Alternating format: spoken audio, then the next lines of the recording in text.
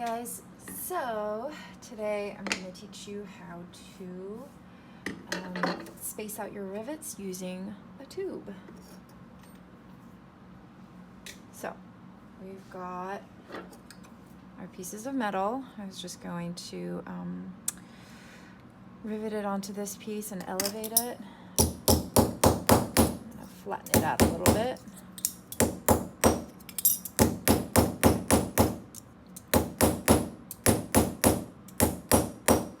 So what you need are your two pieces of metal.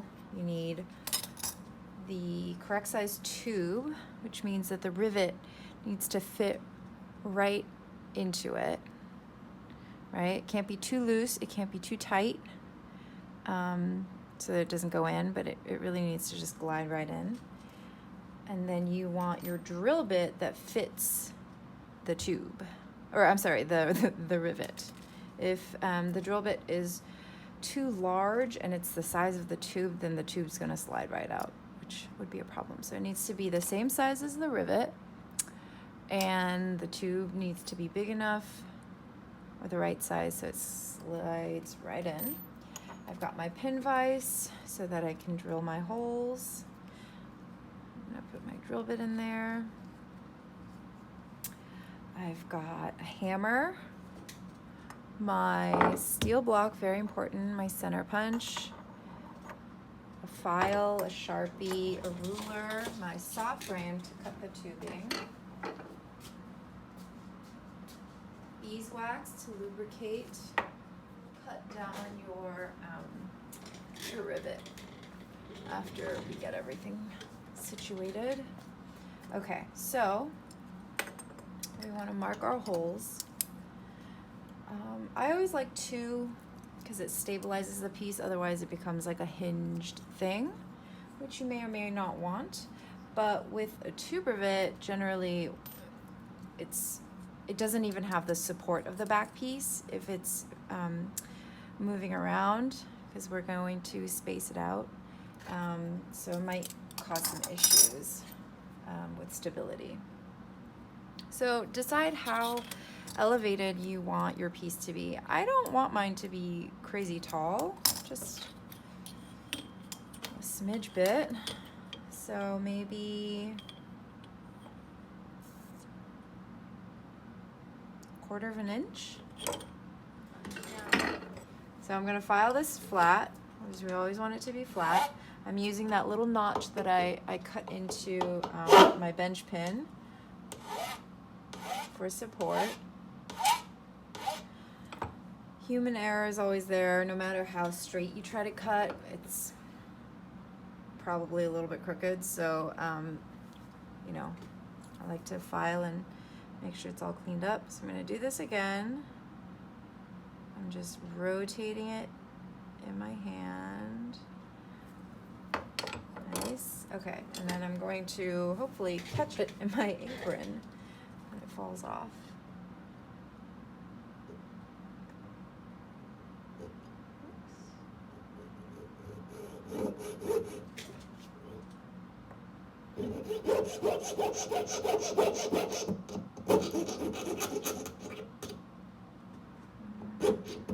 Sometimes I'll rotate the tube a little bit as I'm cutting it.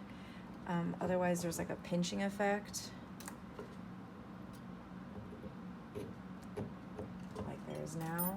A little lubrication helps.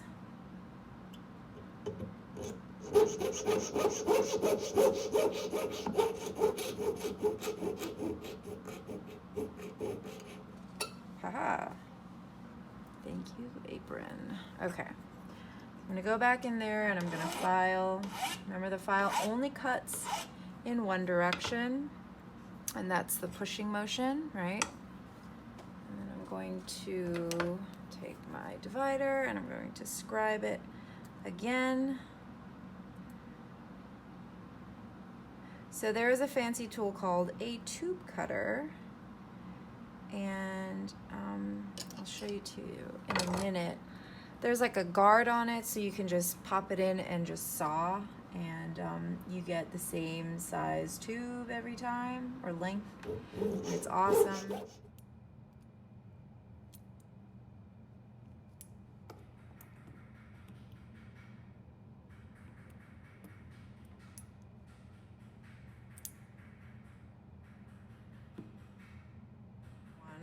this is the way I would recommend you doing this. Come on.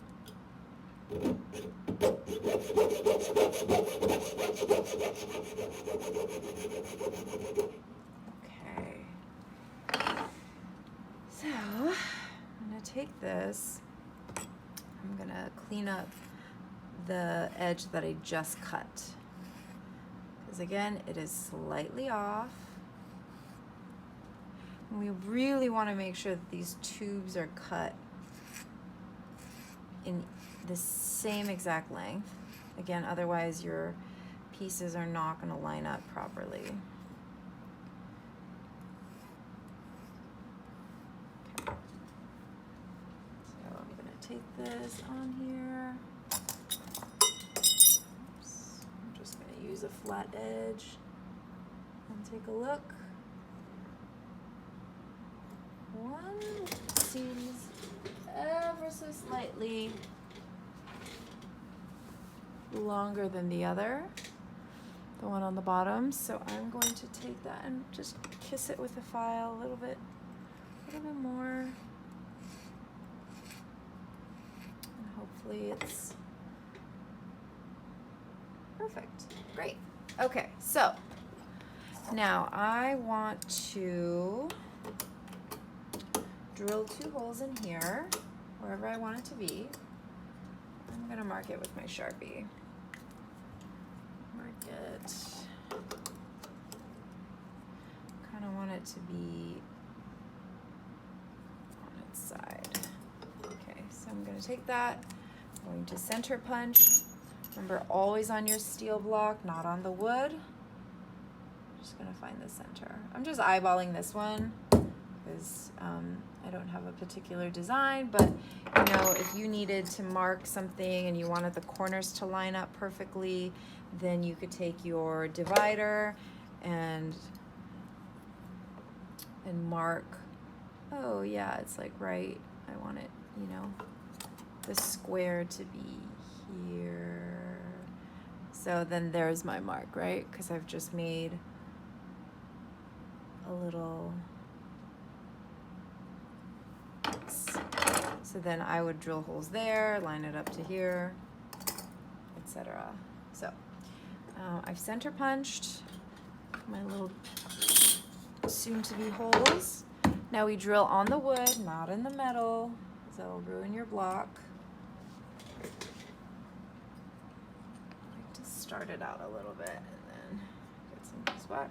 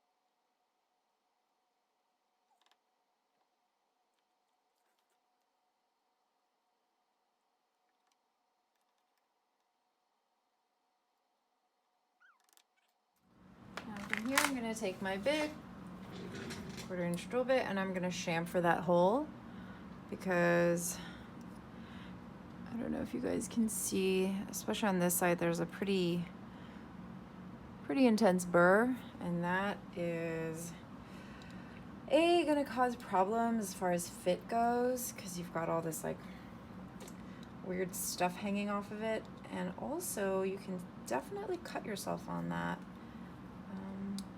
I know I have, so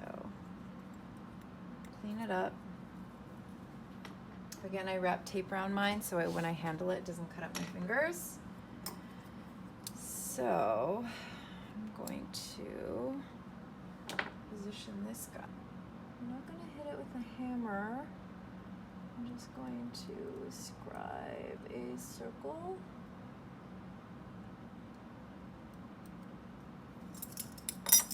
Okay, so there are my little circles. And then I can go in there, find the middle.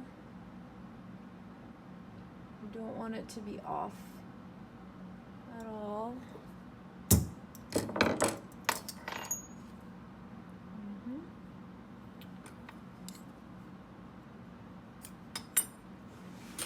Drill that hole first.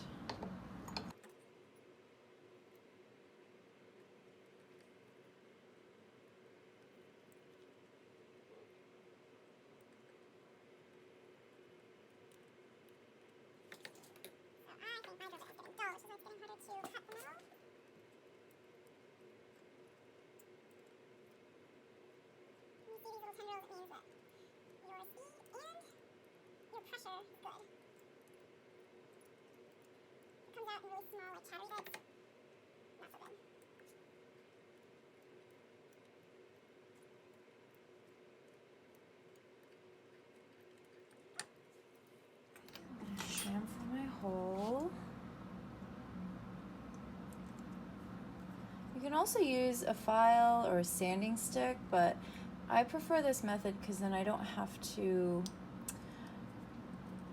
alter the surface of the metal that's already, you know, finished. Because sanding will inevitably change your surface. So I'm gonna take a little rivet. I'm gonna slide it in. Oops. Just so that I can hold.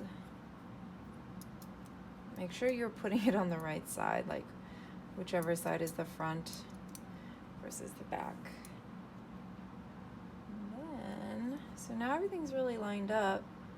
I can actually go through and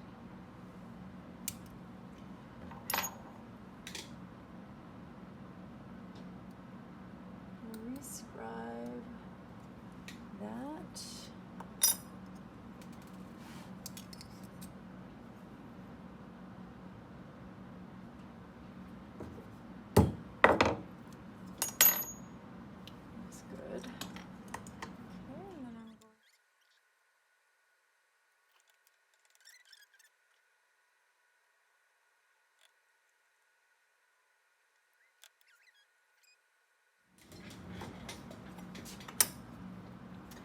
And then I'm going to take my long rivet, right, the copper one, because these little guys are just a smidge bit too short because we need to account for the thickness of the metal as well. So if we stuck it in there with all those components, the rivet would be too short. So I'm going to go with my copper. I'm going to make a little sandwich. So this is the front. I want the nice copper head to be on the top, and then I'm going to slide my tube and do the same thing on the other side.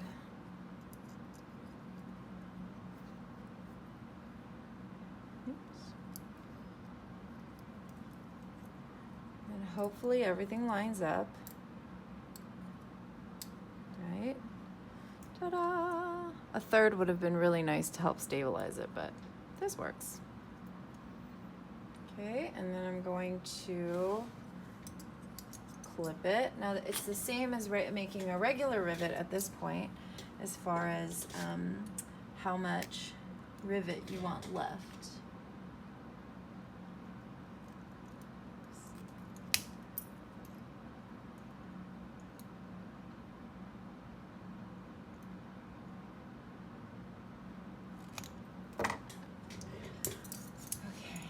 Now, I don't want a pinched edge for that rivet head. It's not good. So I cut a little bit. These are in really bad shape, so the burr and stuff that it leaves behind is really intense. So I cut it a little bit longer than I needed to. Not a lot, just enough so that when I file it, I can get it down to the right length.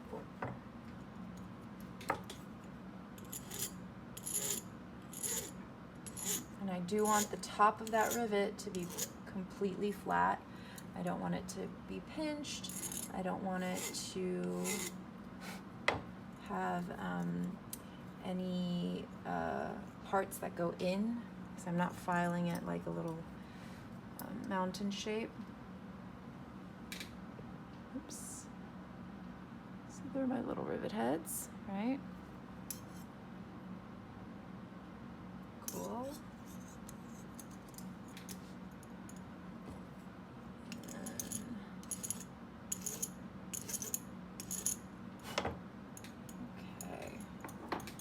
I'm just going to go to town with my hammer. Now the thing that we really need to be mindful of is that everything is straight, right? I don't want to start hammering and then like it's completely crooked.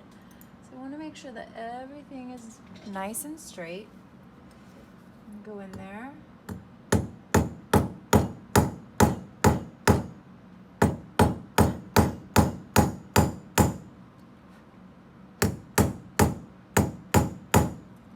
Locking it in. Ta-da! Easy. So it's pretty stable right now. There's two. Like, if anything, it's going to start to roll and pitch in this direction. But this way, going back and forth, no. It's nice and tight and snug. The tubes had really flat edges, which is really important. Otherwise, the top sheet or the bottom sheet is going to rock, right? Because if it's not stable there, then it's not going to be stable anywhere. So no big deal. All done.